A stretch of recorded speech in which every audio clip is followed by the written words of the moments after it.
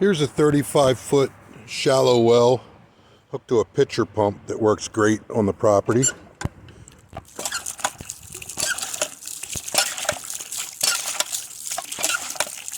And this pump could not get a prime on the other well that I put my irrigation pump on.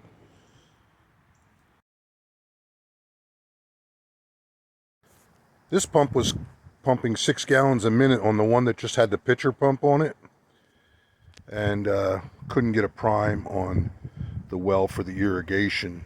So what we determined was that the well point went bad, and we took the other well point off, and it was completely clogged with rust. There was nothing inside the point or outside the point hanging on, but all the small little perforations were full of rust.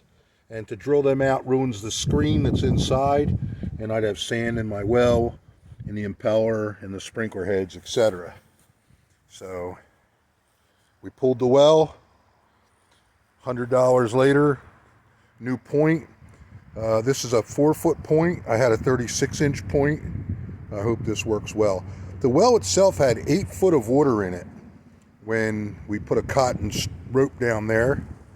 And even with the 8 foot of water, we couldn't get it to pull because the holes were just clogged up, and the pump just couldn't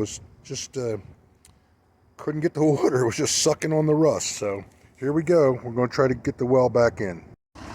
Stood the well up by hand into the same hole and was able to maybe get it to drop about 8 feet, working it up and down a little bit, and that's as far as it would go.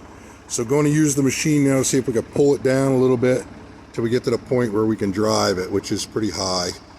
The alternative is there's a coupling right there we'll have to take apart and put our drive cap on there.